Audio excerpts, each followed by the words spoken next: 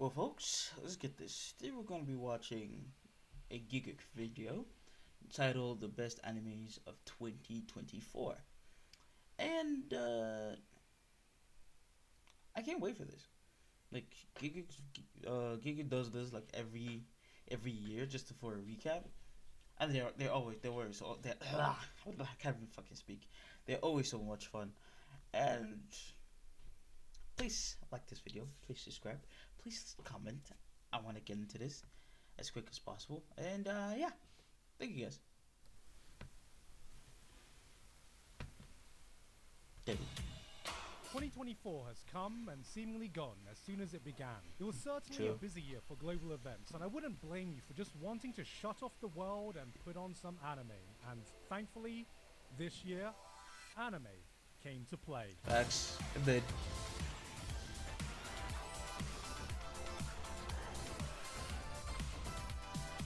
Anime just keeps continuing to soar in popularity for the better and for the worse. I still am getting used to how much of a global phenomenon it's become. School friends who never had any interest in animation will hit me up telling me they saw Dandadan. People who had never heard of a Crunchyroll will casually talk about discovering this random Japanese show on Netflix. My parents watched anime this year. Oh The my idea God. of being a pure anime fan feels like it's slowly getting phased out as anime just becomes another part of pop culture. But for those of us who still wear that mantle, what else was happening this year? For about 2 weeks, our community became obsessed with Deers, with the release of a song you'd last about 10 seconds in before realizing Ladies and gentlemen, I think my brain just committed suicide. after years of waiting, it looked like we were Ah. finally getting the first great Junji Ito adaptation. Nope. Uzumaki came out and smashed the curse by giving us an anime that did justice to its horrifying Three, art. It was disturbing. It was one. unnerving. This is it, the run that's going to change everything. We're gonna do it, and there comes episode 2. Free Run Yeah. became a cultural phenomenon, popularizing the phrase, "That's what Himmel the hero would have done," inspiring people so much that someone quoted him after stopping a real knife attack. In a rare case of a free run fan doing something outside of posting Yubel's armpits. Demon Slayer laid the groundwork for its final arc by having his big bad Muzan take 5 business days to walk to his Facts, destination. bro. Fans seem to be split Oh on my whether this God. is pure badass or Yo, just okay. nah. That music thick take is real. Dude, it took him almost half the entire episode to get to I can't speak anymore. To get to his house. Like, bro, what is this fancy ass walk? Get there already. Jesus. The top silly. I'm just saying, if they really wanted their villain to have unmatched aura, they should have just fully committed to the Bollywood way of introducing their characters. Oh God.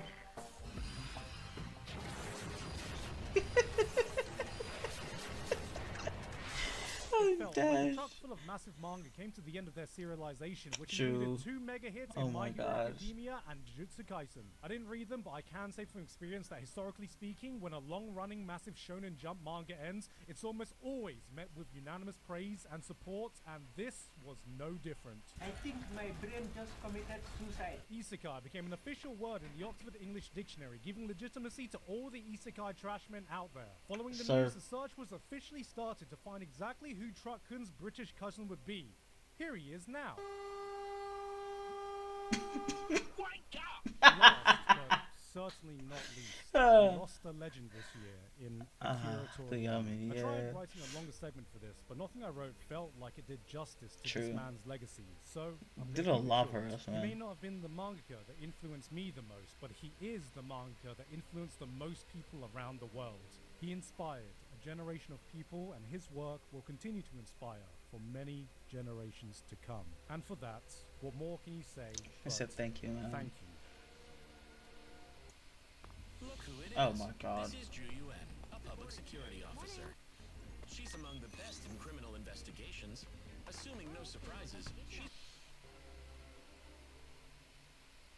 Don't ever This mention was this. a weird year to try and distill down when picking my best anime. Oh, To the- avoid the- any confusions, these videos aren't just meant what's to be a it- definitive shortlist of what's my the- favorites, the- but it's my the favorites bartender that I want anime? to I kinda passionately liked it. share and talk about with you guys, and normally that's the vast majority. But it turns out that a lot of my favorite shows this year, I don't have more than like 2 sentences to say, mainly because many of them have very recently been on previous year's list, and they just continued doing what they were doing so well. So for Sure. the first time, it felt right just to do some quick honorable mentions for the shows that helped define my year, even if I don't have much new to say. But before we get to that, I want to have a quick word about today's sponsor, Honkai Star Rail. Yeah, A get free-to-play sci-fi get your RPG money, my from dude. Voyaverse with some of the most iconic characters. They free 5-star selection event that will last.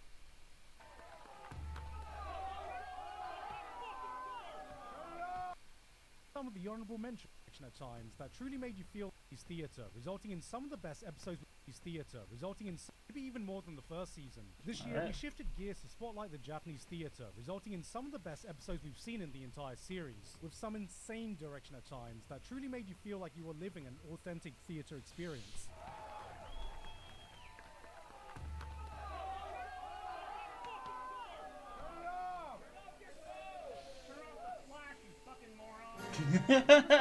This shows at its best when Aqua isn't the main focus and when it can highlight other people's emotional journey through the world of entertainment. There was some fantastic character writing here, and now that the manga has come to an end, I'm sure we all have a lot to look forward to in future seasons. I think my brain just committed. Mushoku Tensei diabolically dropped one of its best ever episodes on Father's Day, then preceded it in the most Mushoku Tensei style possible, leaving me with some mixed feelings. Not so much with the developments, but more in the manner in which it was executed. For a series that historically I didn't has had finish no it. problem I spending just as much couldn't, time as like, it needs exploring the complexities of human I don't know, I emotions, this one felt kinda a bit stopped out of watching sync. for a I still while. enjoyed it, but for the first time it left a bitter aftertaste in my mouth. And I'm not talking about whatever Roxy's been drinking. It was a delight to see the wacky chemistry between the Konosuba cast has not gotten boring at all. Demon Slayer was a 10 out of 10.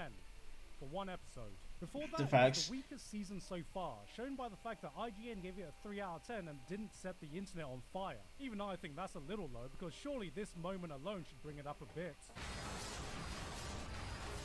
Then there were the two juggernauts of last year, Apothecary Yes, Diaries sir. and Free Rent, continuing their amazing run from Nah, 2022 Apothecary to Diaries was 2024. peak, bro. I introduced my mum to Apothecary Diaries this year, thinking it'll occupy her for a good week, and I thought I liked watching anime until I walked in one day later and she looks at me in the eyes and goes, "It's done." That was too short. It was at this point I realized no matter how powerful I think I am, I can never hope to match the power level of Asian mums watching their soap operas. And while I Facts. preferred the first half of Free Rent that aired last year, it still continued to be a stellar show, tournament arc and all. I know everyone's thirsting over this green-haired girl, but I gotta say, the old man... Nah, the old man was a major goat. principle and respect, reminding us that you may be out of manner, but you ain't Out of options. Showing Let's the go. youngins how to truly pound people up. No diddy. Make no mistake, if this was a simple one-sentence list, both of these shows would have easily ended up in my top 5. And on the other end of the spectrum, there were other returning shows, like My Hero Academia. My Hero Academia was once the golden child of shonen. It was. Carrying on the torch to a new I mean, it still generation of is, anime but- fans through a post-Big 3 era. People loved it. People couldn't stop talking about it. Then one day, it felt like everyone woke up and just went, "Yo, this shit boring." My Hero became the punching bag of jokes, while other titles rose up and grabbed the spotlight. And as time went on, it felt like those jokes turned into complaints, and then eventually those complaints turned into indifference. And while it felt like many people had given up on it, I quietly continued watching in hopes that one day it would remind me of why I loved the series in the first place. And this year, I remembered what it felt like to go plus fucking ultra. Sir.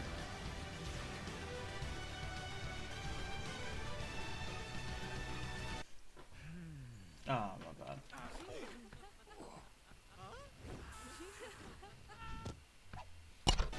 It feels like in the modern age of action shonen, a lot of us have forgotten the beating heart of what My Hero Academia truly excelled at. Its amazing attention to detail in its character writing and development.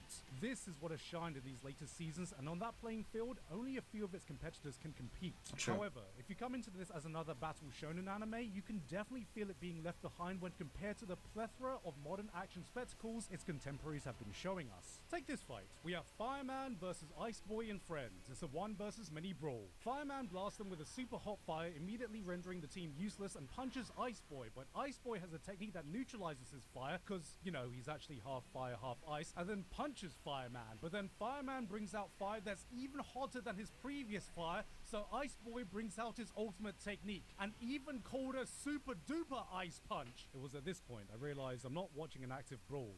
I'm watching a turn-based battle on autoplay. I know this sounds like complaints, but this is all to say that if you are able to get past all that, when you can focus on its strengths, when you see all these character storylines collide, Like, it My able to Hero is go not past a- like- few other shonen action shows. My Hero is not a show that has like crazy action. Like it does have that, like from time to time, but its core is storytelling, And that's what most people don't understand is My Hero Academia's like entire thing is just how much like how much story it can tell, how much exposition they can give you, especially when it comes to the characters and the villains. Like you cannot help but care for these villains. You cannot help but understand why they are doing what they are doing. Because in a society where everyone has powers, or 90% of the world has powers, you would think there would be a plethora of good people, a plethora of like amazing people. But no, inside the place where everyone wants to be a hero, society has left some people behind. And those people are doing what they can and what they're seen as good to help themselves. That comes in the case with people like Toga and Shigaraki and Twice. Rest in peace, Twice.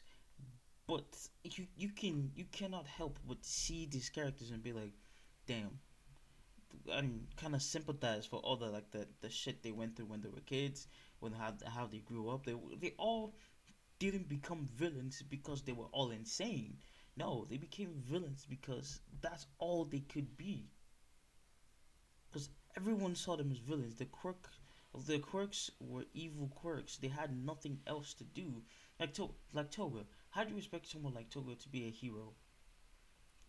Her powers only work when she cuts someone, when she digests someone's blood.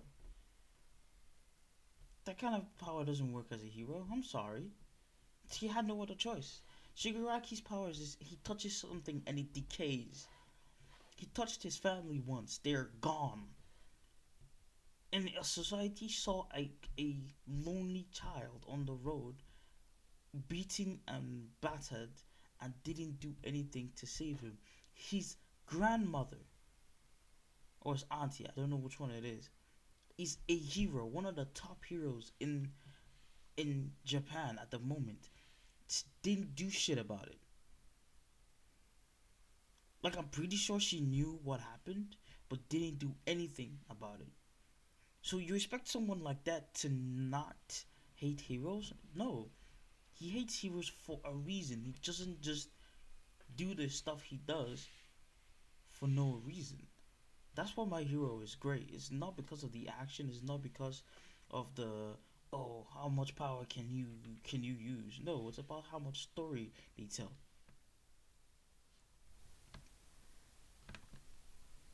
Are able to, and this season was a non-stop barrage of that. Endeavor facing the mistakes of his parenting, Todoroki coming to terms with his family trauma, Bakugo turned into a sympathetic boy, Ochiko proves she's more than just a good girl, Himiko proving she's more than just a crazy girl. Thank you.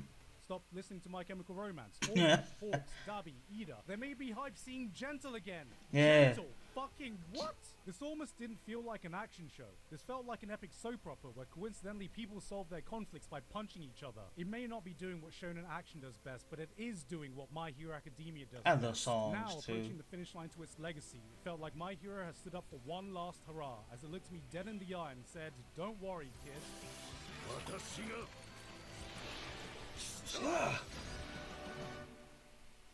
Oh, bro, that scene was so hype. That scene was so hype. Oh yeah, we did get New Gundam. Sometimes you come across a show that gives absolutely zero fucks and condenses its entire being into achieving one objective, having fun. That is Brave Bang Bravern. This is what happens when you take the over-the-top ridiculous hype of Gurren Lagann, add a bit of tokusatsu, and crash land it into the manly bravado world of Top Gun. Nah. They make it about as straight as it too. It is a non-stop, glorious celebration of the best parts you can find in the mecha genre, then throws logic out the window and amps I thought that was everything up to Gundam, my 11. bad. Cheesy speeches, fusion scenes, old school theme songs that will grow your beard 5 inches. It takes all of them, then proudly throws them in your face. Oh, what was that? Gay. Yes, because you know what? Subtext is for cowards. It doesn't care if you get it or not, because it's here to do its own thing. If you ask, why does a mecha have a function where it plays its theme song and projects its own background screen? Why is the US military trying to waterboard a giant robot? Why does the protagonist have karaoke subtitles so he can nail the speech during heroic moments? It'll look at you dead in the eye and say, fuck you, because this is Bravern. Bravg. GW, BGW, BBW, GGGW, BBW. What does that spell? Oh my Awaken God. to a world of wonder in Final Fantasy XIV Online.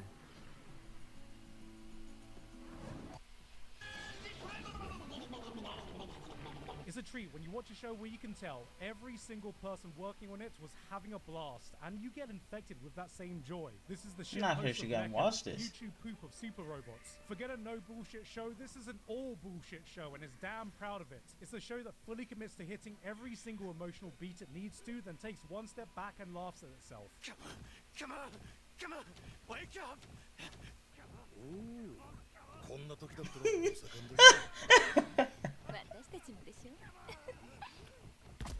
If you're still unsure about the appeal of Mecha, if you're unsure of what makes super robots great, give this one a watch. This isn't just a love letter to the mecha genre, this will make you fall in love with mecha.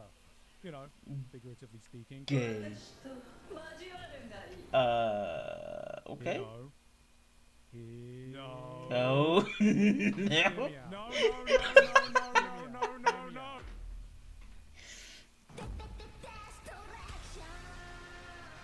Like many other people, watching anime can be my escape from reality, a place where you can enter a whole new world with stories that have absolutely no relation to the life you're living right now. So, what could be further from reality than a sci-fi show about alien invaders and the end of the world itself?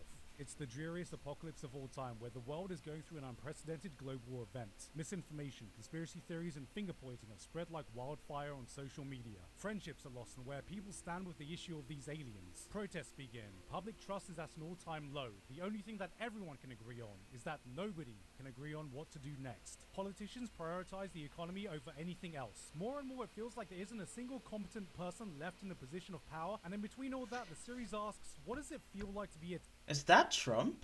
Was that Trump for real? I'm sorry. is that nobody can agree on what to do next. Politicians prioritize the economy over anything else. More Well, and that's more it feels supposed like to there be isn't a single Trump. competent person left in a position of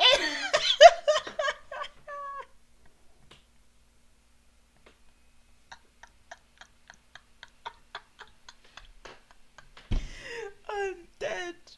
I'm done. I'm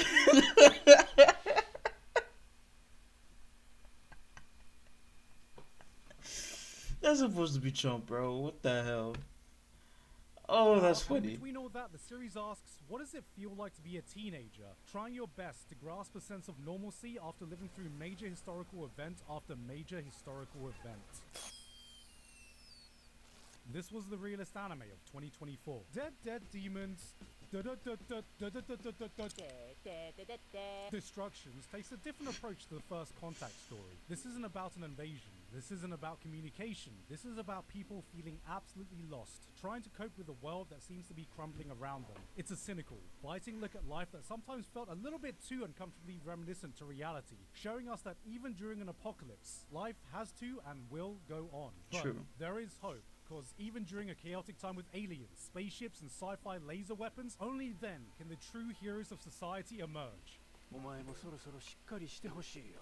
父さん SNS にはびこる私意識高いですアピールを繰り返す勘違い野郎を探し出し心霊写真をポストし続けなきゃならないのだからな Ah, he's finally here. Biblically accurate Twitter blue checkmark.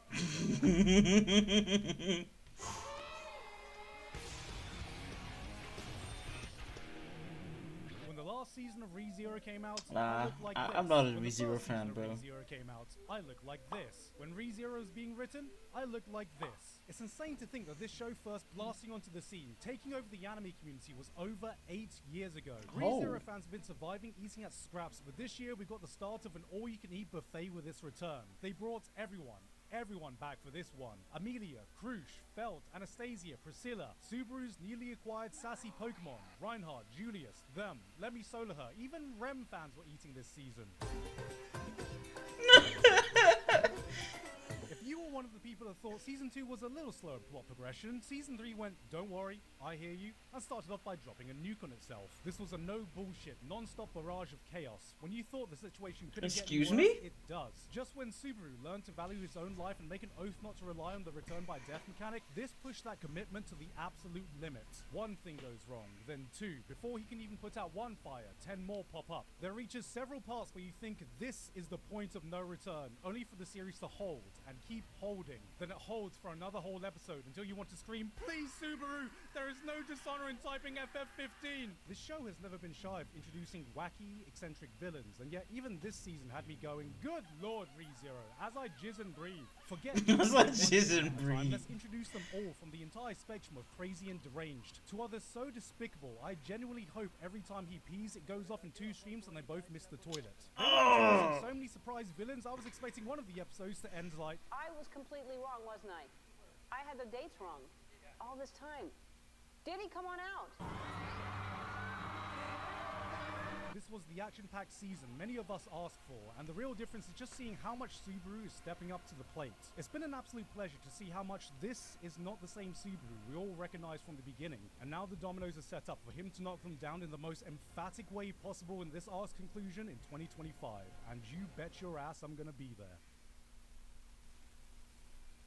Okay. In the world of anime, there's no place more brutal, more cutthroat, more bloody than the romance genre. Girls duke it out in the battlefield of the protagonist's heart. Tears are shed, hearts are broken, blood, protein is spilled. But as we all know, there can only be 1, 2, 100. 0 winners, while the losers are there just left to rot. For this year, too many losing heroines saw all that and went, you know, just because a girl lost doesn't mean she wasn't best girl in the show.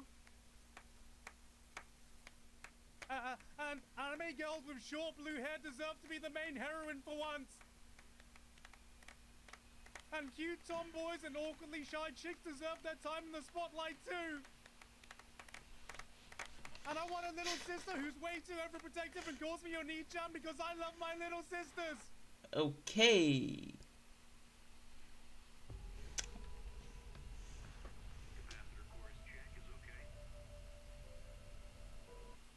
Too many losing heroines was the answer to all of that. It looked at romance anime and said, I'm tired of this single elimination bullshit. Where the hell is my losers bracket? And losers is all we see.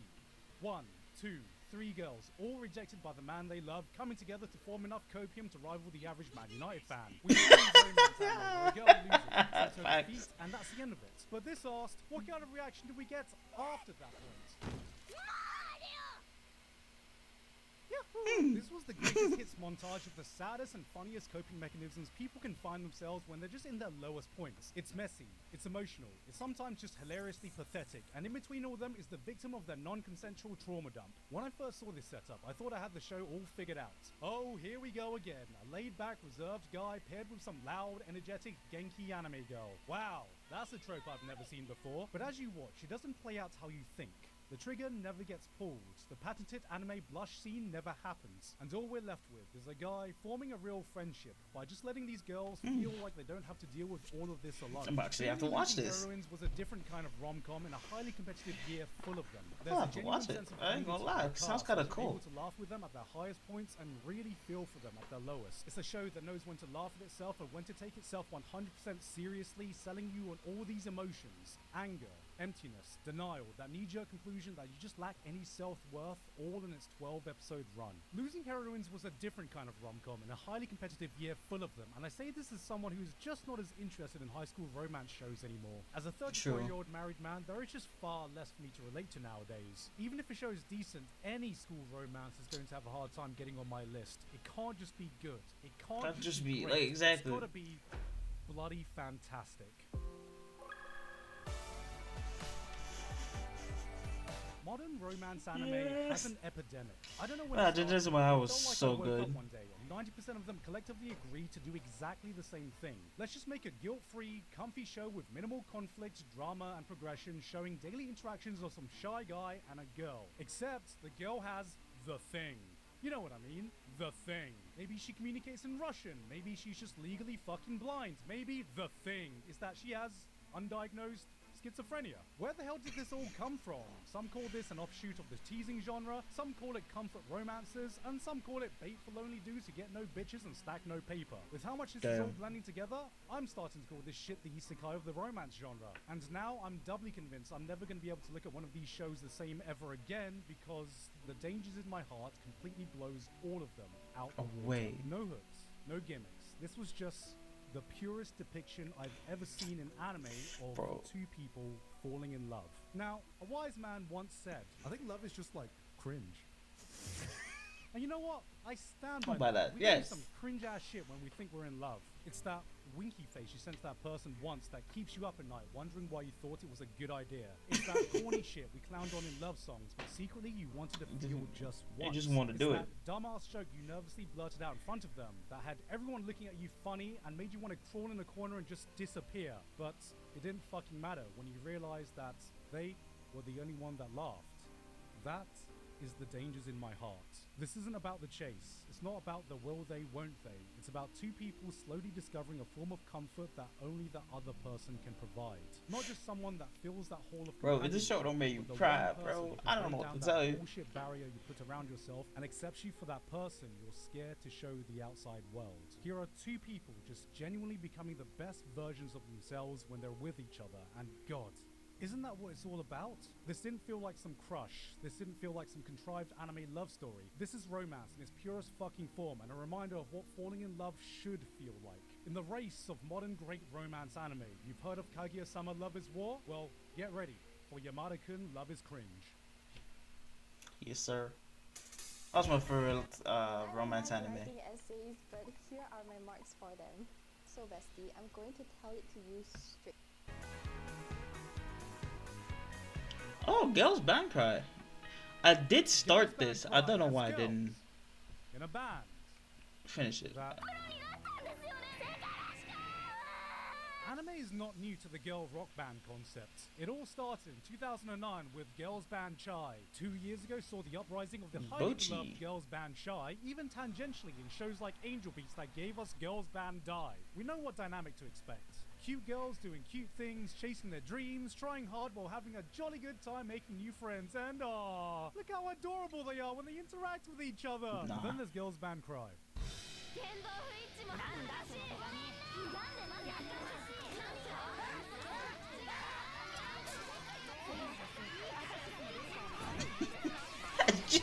It's just chaos.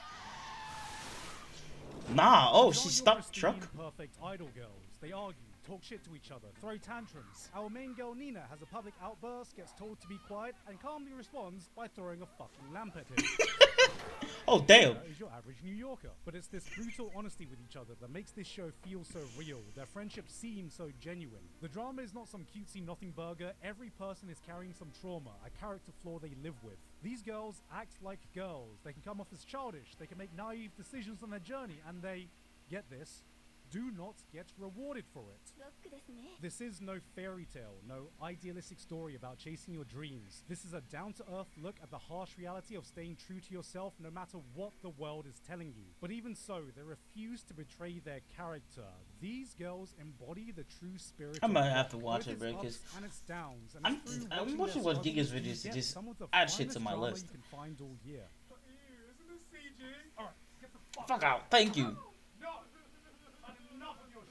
I get that anime fans have a Pavlovian response anytime they see CG, but this is some of the best I've CG seen was outside so of good. Studio Orange. There's not a single moment where something interesting isn't happening in frame. Every movement adds so much character, micro-expressions that perfectly emphasize emotions, and concert scenes that bring the fucking hype to the fantastic music. Speaking of which, ooh, the piano.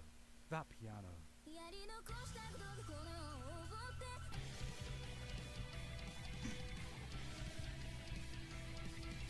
Girls Band Cry takes it back to basics. Great writing, great characters, great banter, and devious. Yeah, I'm gonna watch it. Fuck it. Because I started it, I fell asleep because I was really tired.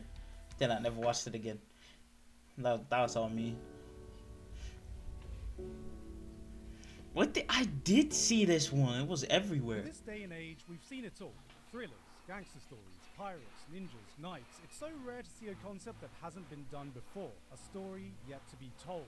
and Orb on the movements of the Earth was all of that, and so much more. In a time when faith was the dominating school of thought, when studying science was the Asian parent equivalent of finding out your kid wants to go to art school, what if you had to prove to everyone that the Earth isn't the center of everything, but we're actually a rock flying thousands of miles per hour through the vastness of space, held down by this invisible force you can't touch, see, or smell? Oh, you think you can do that?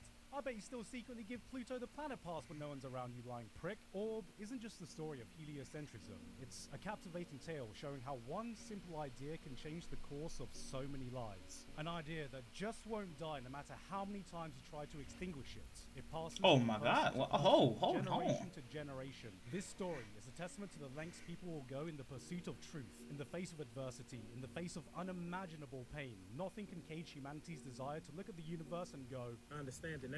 if Dr. Stone made scientists look cool, this is a full-on celebration of the scientific method. Because when the universe looks down at us and says, I will never reveal my secrets to you, humanity looks up and replies, fuck you, we're gonna try anyway. This is both the brutal reality and true beauty that comes in that pursuit of knowledge. How many people laid the groundwork of research and died just before a massive breakthrough? Are the real heroes of science the ones who come up with the correct ideas, or the ones who suffer the heartbreak of realizing they've dedicated their life work researching down the wrong path and yet still accept it, knowing that the next person will now know what not to do? It's the legacy of all these unsung heroes of science that Orb wants you to think about. This isn't about a life, but the lives of the people that give us the understanding of the Looks world good. we I'm have gonna watch today. it. See? It never stops This is where you reminding get us anime that shit to every just great watch on your list. innovation, Just every add 'em. achievement, every giant leap humanity takes stands on the back of the work of the people that came before them. No matter what kind of old-fashioned archaic thinking that existed back then that could halt the progress of humanity. 誰もが簡単に文字を使えたらゴミのような情報で溢れ返ってしまう。 Wait. What? Hold on a second. This guy might be onto something.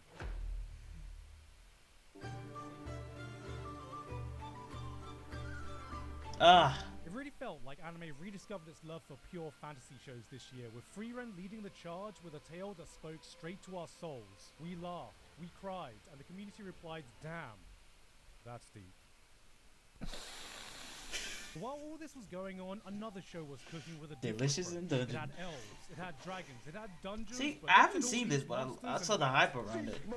People liked it, so me, I will watch it. More.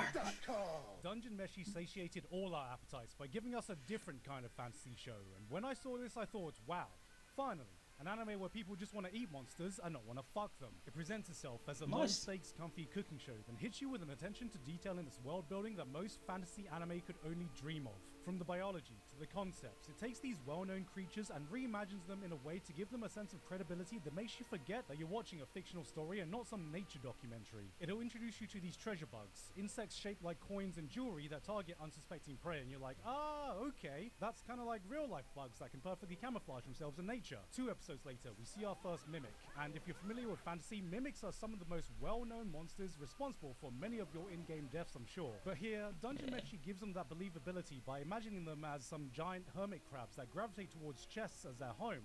Makes sense. But then, seemingly on a totally unrelated note, a treasure bug is found near it. Then one of the characters casually mentions, oh yeah, that's because the treasure bugs lay their eggs on the mimics so the larvae feed on them and they mature in there. And then it clicks. Oh, that's why these treasure bugs conveniently find their way into chests, perfectly placed for some unsuspecting adventurers to find. And this was the exact point. My mind fully comprehended the exact scope of this world building. These aren't Okay. just random monsters scattered around. This is an ecosystem where every single thing is interconnected. There is no part that exists solely in a bubble. Every piece of this world has been carefully crafted and interwoven with a level of care that's rare to see anywhere. And you're telling me this level of craftsmanship is being used in a make-believe comfy cooking show? This is the moment when you fall into its trap.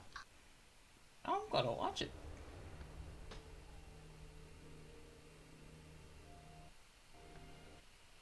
I'm gonna watch it.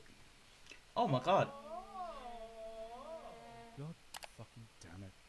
When Dungeon Meshi shows its true hand, you realize the food was simply a vehicle to prep you for what the dungeon really is. This is a brutal environment we are nowhere near close to understanding or taming. This is not your comfy fantasy world. This is a made-in-abyss-style Lovecraftian nightmare. A world that runs on its own set of Shit. rules. Oh, that went dark fast. That we have only just Holy taken shit. a single step into. Yet even through this turn, the series never loses its heart. The lovable leads always remain true to themselves. Marcial is still playing Elden Ring. Senshi is playing Cooking Mama. Chilchuck is playing Slay the Spire. Izutsumi just bought Stray. Everyone else is trapped in Darkest Dungeon. Meanwhile, Laios is in the corner going, Yeah, that's me for sure. You have a taster of this living, breathing world, and you forget for a moment that none of it's actually real. It'll lull you into its cozy vibe and smack you round the head when you get too comfortable. And by the end of it, sits you down to enjoy another delectable meal while you reflect on the journey. In summary,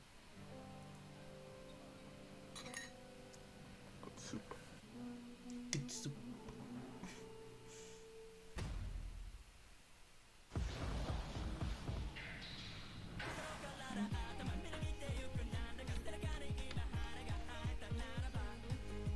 maybe you've been watching anime for 1 year, maybe you've been watching Some it of for us so 5 hype. years, maybe even 10, but I'm sure you remember that feeling of watching those first 10 shows. That excitement of discovering this whole new medium where everything felt fresh. It was a place that operated on its own set of rules, not bound by the ideas you were used to. There was a weirdness to it you couldn't find anywhere else, and every new episode you watched, something unpredictable lay just around the corner. I've been watching anime for 20 years, and Dandadan took me back to those times. Shonen Jump is a place where its formula for success has been repeated over generations, so when a new title gets adapted, we normally know what the rules are. And Dandadan starts by taking that rulebook and setting it on fire. At first you think, okay, it's another battle shonen. Then you realize, hold on, it's actually a rom-com. No, sci-fi. Wait, it's a supernatural. Maybe, actually, it's even a horror. You go through this entire notion before it even occurs to you that 90% of this show revolves around some dude getting his balls back. This is what happens when you throw everything against the wall and say, fuck it, we ball. You could be the strongest observation haki user and still be unable to predict what happens next. When you expect it to go forwards, it goes sideways. When you say jump, it asks...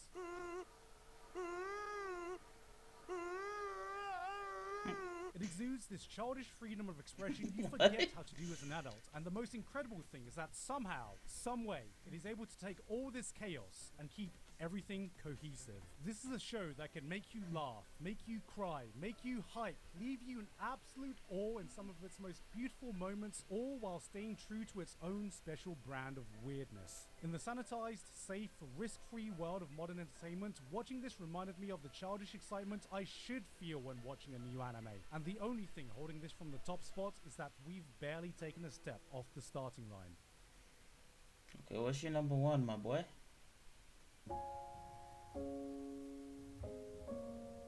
You know, if I'm being super honest, I don't even like drawing manga. It's a pain in the butt. Then why do you draw, Fujino? Gigguk, don't make me cry, please. If you would, for a second, indulge me in this anecdote I think about a lot. It's 3 a.m. in the year 1988. An audio engineer in Hawaii is picking up after a late night of work when his phone rings. On the other end was a local musician who asked if he can come in and record something. Of course, the engineer told him that he was closing and they could easily come in the next day, but the guy pleaded to let him record this idea he desperately wanted to see through. 15 minutes later, that person came in. He played one song, one take, and it was over. For years, that recording would lay dormant, only to actually be released 5 years later. That guy was Israel Kamakavivole, and that recording was his now world-famous rendition of Somewhere Over the Rainbow. This story has always stuck with me. For anyone who's ever created something, sometimes you have that project, that idea that hits you when inspiration strikes and refuses to leave. You'll think about it when you're taking a shower, when you're having lunch, when you're working on anything else. Like a parasite, it festers in your mind waiting for you to materialize it. And you know you have to see it through. Not for money, not for clout, not for any sense of personal responsibility, but because you just need to. On every single level. That is the exact feeling I get when watching Look Back. A need to make, a need to create. Look Back was many things. It's a love letter to the creative process. It's an exploration to why people make art. It's a homage to some of the most tragic events that have happened in the industry, but more than that, there is this overwhelming sense of an author coming to terms with his own personal struggles, speaking directly through these characters that he's created. Coming from the mind that gave us Fire Punch and Chainsaw Man, this was a shockingly simple, soulful tale of two artists and their journey of creating. See? Creating Another one for to the each list. other, creating for money, creating for pride, creating for themselves. This is a film that encapsulates the entire spectrum of emotions for anyone who's ever made anything in a way only someone who's felt the depths of those feelings could portray. That excitement of finishing your first work, the struggle of knowing you can do better, that deep insecurity that you're just inadequate, the euphoric explosion of having your work recognized, the emptiness you feel when you've forgotten why you started this journey in the first place, and that moment when you doubt it all and ask, was it all worth it? In 1 hour, this film packs more emotional depth than most anime can fit in an entire season through simple, It's a film, not a show. storytelling. It felt like a story that was made simply because someone needed to put it all out there. It's jam-packed, full of the rawest human emotions, like you're watching somebody scream from their soul. Lines that feel so intimate. You're unsure if you're watching two characters talk to each other or a person having a conversation with themselves. This is the kind of personal story that's so rare to experience, and when I see someone laying themselves bare, it's hard for me not to be deeply moved. I've experienced this story 3 times now, and every time has given me something different. I read the manga and cried at the pure beauty of the storytelling and emotions on display. I watched this in theaters and cried experiencing this story again so perfectly brought to life. I put this on when it got its home release and cried, feeling such a profound connection to what the creators must have felt when making this. And after every single time, without fail, it gave me a reminder of why the hell I'm doing what I'm doing right now. I'm sure some of you may think that putting a movie as my #1 anime this year feels like a cop-out. And yeah, it kind of is. I often try to make it a point to keep anime films and series separate. I've never put a movie in any of these rankings before, but no matter how much I reflected, no matter what other shows I put here, nothing else felt right. It had to be Look Back. Not because I wanted to give it exposure, not because of some review score, not because of any arbitrary qualifications. I put it here because, simply, I just needed to.